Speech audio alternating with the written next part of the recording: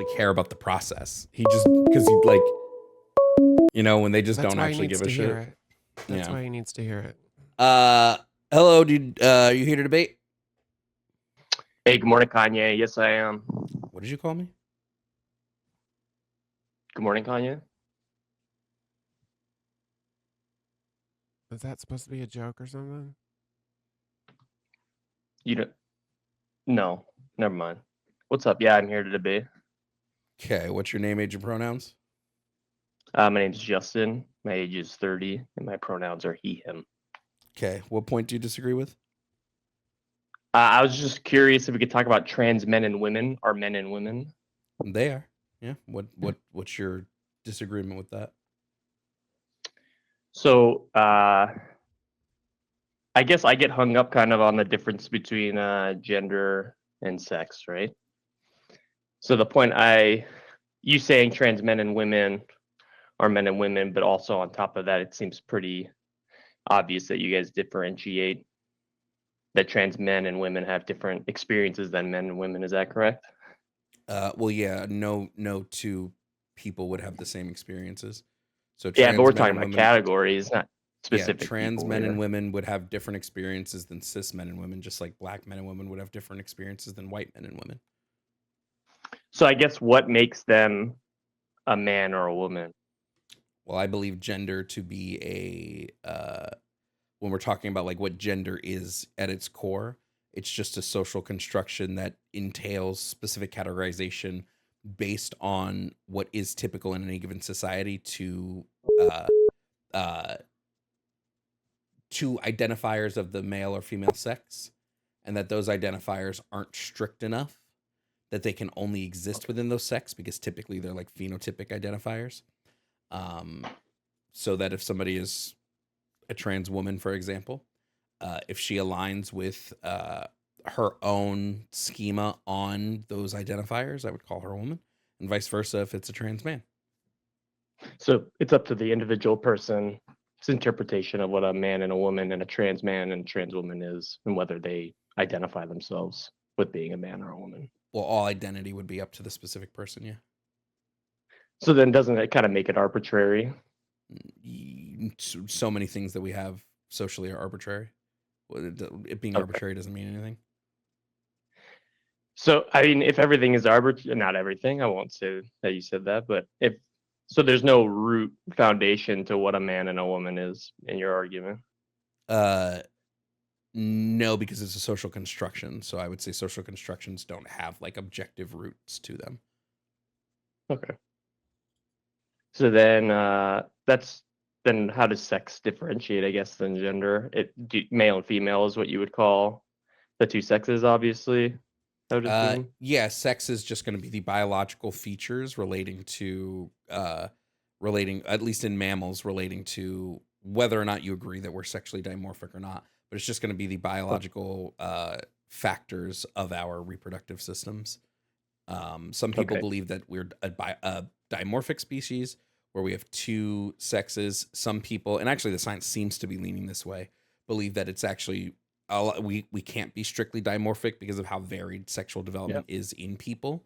But yeah, sex is just the biological makeup of your sexual reproductive system. Sure. I know there's like intersex, right? And then that is a common physical phenomenon that happens, and that opens up the world of like an infinite combination of potentially drawing the line at how people develop their sexual organs. So you can't really, I guess it makes sense where people get hung up on just two sexes as well. But what it ends up coming off to me is like a lot of it comes off as like individual experiences, and there's no actual root foundation to have like an actual conversation where everybody can draw like a conclusion from the same starting point. Yeah, but this is how we do most. This is how we do most categories. Like for instance, if we look at and Lainey and Jeff, feel free if there's anything you guys want to add. But when we look at things like the word friend, right? We wouldn't argue that friends don't exist, but friend is such an arbitrary term, right? Like for someone to be my friend would be completely different for meaning than someone to be your friend, right? But we don't mix and mingle over like whether or not your friends are quote unquote real friends because they don't meet my own schema on what friend should be. We just sort of accept that Sure. everybody has their own understanding of the category. Yeah, but even with that, everybody has a general. I mean, of course, how it applies to the individual person is different, but the general consent, maybe not. Maybe you like having shitty friends, or someone like setting shitting friends. But I think everybody agrees for, like, even using friendship as an example, that a friend is someone that is there for you and looks out for your best interests and that you enjoy having around. Generally speaking, of course, that could be different in application for other people, Well, I would just say but that that it just, definition can also be like somebody who's like my cousin, right? They would fit into that definition. They might not be my friend, or I somebody who's guess, sure, maybe a not. coworker of mine would fit into that Yeah. definition, right? Well, It's people going to say their be parents are their friends too. You don't think parents can be your friends? well. This is why I'm saying this is such an arbitrary thing, and Oh, I right. think gender categories work sort of the same way, and a lot of the a lot of the arbitrariness comes from the different social and cultural creations amongst them, right? So like we can look back even in our own history in America. Black women were not considered women. They were not allowed to be in the category of woman by white women, right? It Yeah. wasn't some biological thing, right? It was a social thing. They because they were black, they were not women, right? So they kept them out of that category, right? So we have done this in the past, and I think right now my big issue with it is it's just like who cares if like personally what do we lose when we expand the category, and we don't lose anything, Sure. right? All we do is we gain people who we gain the acceptance of a group that needs it. Yeah. And the obvious goal of acceptance would be society's whole. The part with me that I don't understand why you even, if you come from the standpoint that that, like, society is wrong a lot of the times, right? And you fight for, like, for trans men and women, fight to be included in these gender groups and roles for normalization. I don't understand why you would want that, right? Why would you want normalization for an experience that is so drastically different from what a cis man or woman goes through? And maybe I don't know, the transgender individual that was on the call, but maybe they can give some insight into that. Yeah, I'm here. Could you just repeat the last bit? I was reading something. Sure. I don't understand why trans people would want to feel included in the normalized men and women roles or gender roles. Mm. Well, for some people, that's what fits them.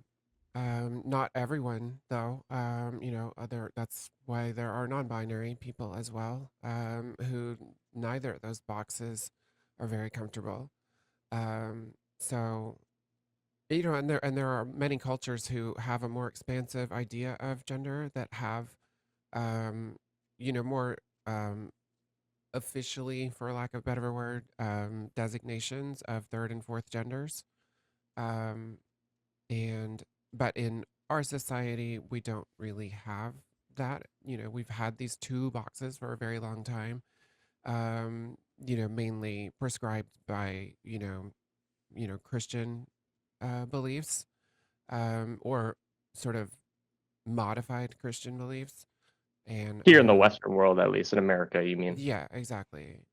Yeah. But within many indigenous cultures throughout the world, they have more expansive ideas of what gender is. And so if you're born into that culture, you might more comfortably see like representation of your gender in that culture and, find some kinship with it.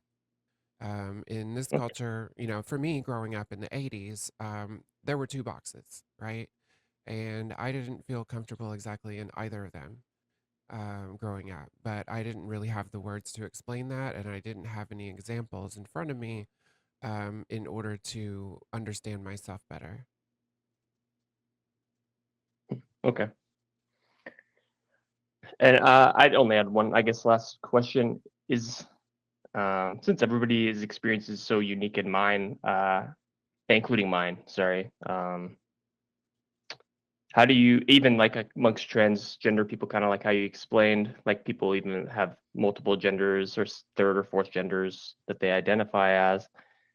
Um, it just feels like everybody's experience is so unique right? That there really shouldn't be any overarching like requirements, like because I think I heard the gentleman previously in the call was talking, and you had asked him the question, uh, who is it up to make the decision whether like to confirm essentially whether a child is legitimately having like reaffirmment feelings and needs their gender reaffirmed. Like, who is it up to decide if the parents can't, right? So it ultimately ends up coming up to the state.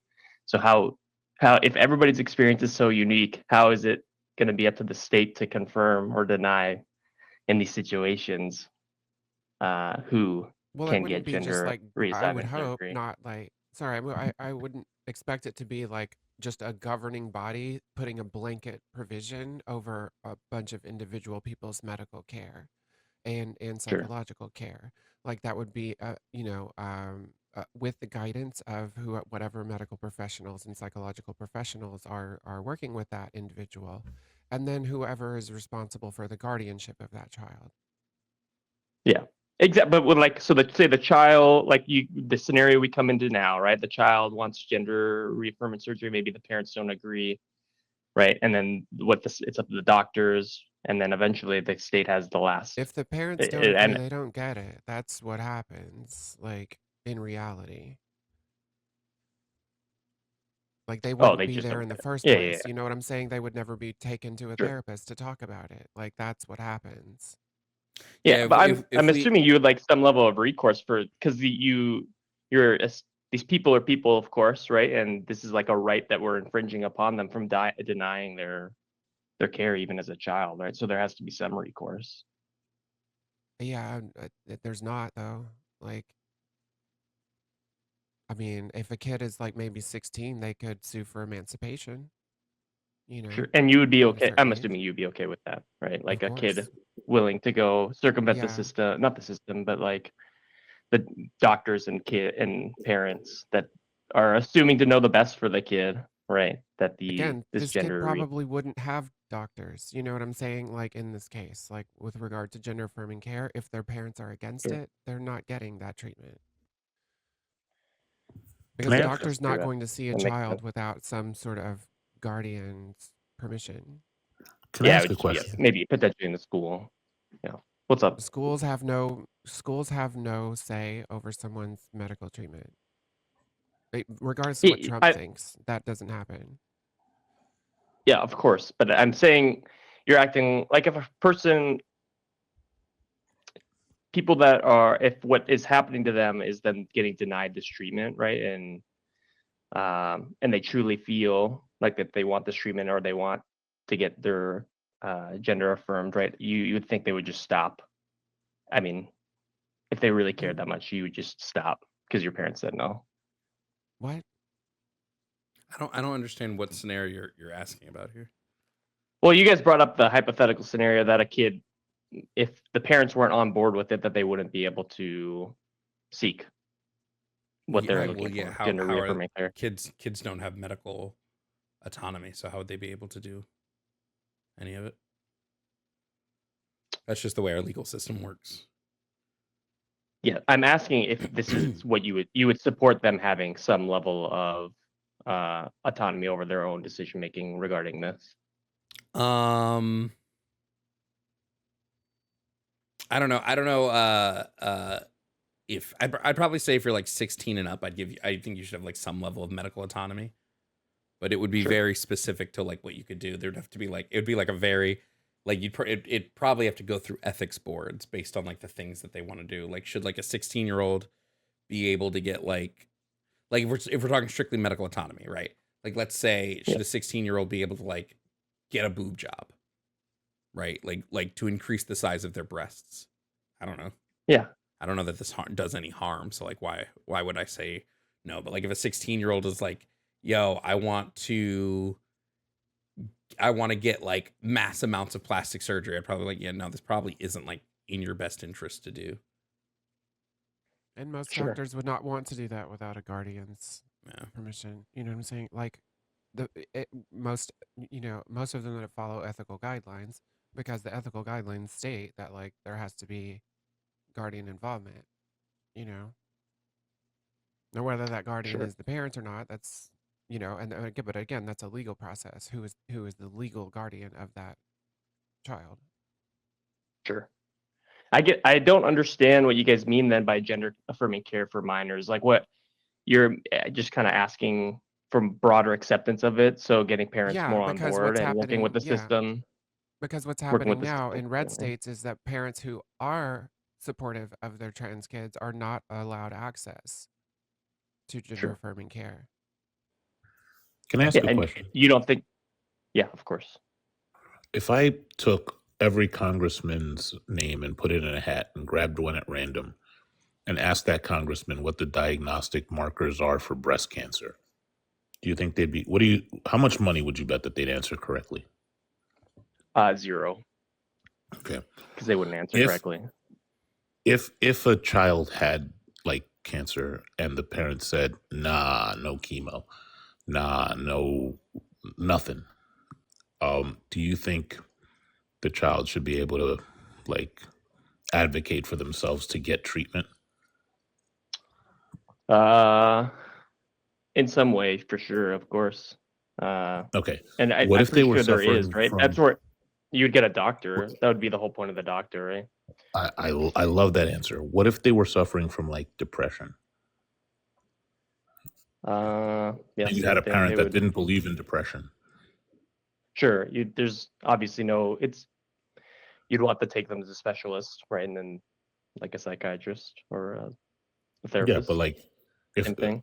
in the analog here is, and I think what they're trying to get you to understand is if a parent says no, right, they're not taking Yep. their child to a therapist for gender affirming care to even Yep. see what's going on. So like in all three of those cases, cancer, some psychological or psychiatric condition, and then the need for gender affirming care, I would think that in the instance where a parent says no, like I would want the parent to advocate for their children and be like the primary advocate. But even in the cases where a parent says no, I'm going to withhold care, I would think that you would want children to be able to advocate for themselves and seek Of course. an alternate person to find the right course of care for them to be safe. Yeah. I don't know. I haven't dealt with the specifics of.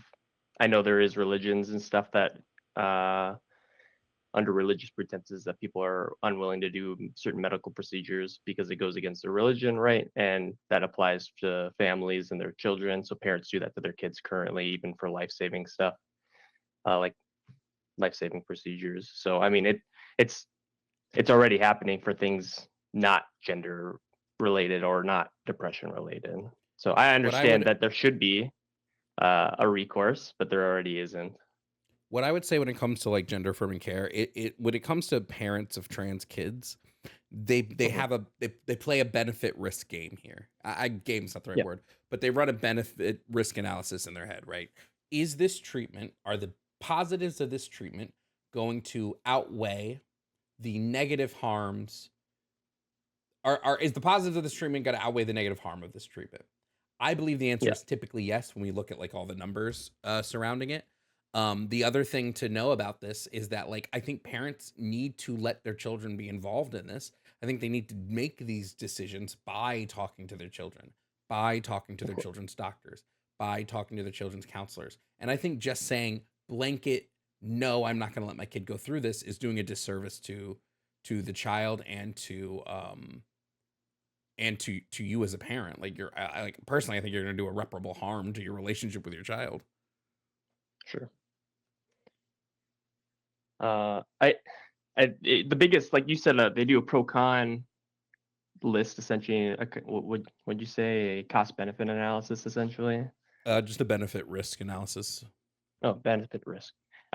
You think the biggest risk obviously then is not. What do you think the biggest risk is? Because to me it would be uh the regret, like doing something that you're not able to reverse, right? And hormone treatment, I do think has effects, long-term effects, of course. Taking hormones to puberty blockers essentially to delay. any sort of um, you going through puberty and developing what essentially makes you more of a man or male or female to affirm your gender. So I think that's the biggest con, right? Isn't I it think not being unaliving is. irreversible? You can't regret anything if you're dead. Okay. So is it from my understanding, is it post, especially specific for surgery, but isn't post gender reaffirming surgery? Doesn't the suicide rate go up No, for Absolutely transgender no, not. individuals? no. You would be It's quoting false.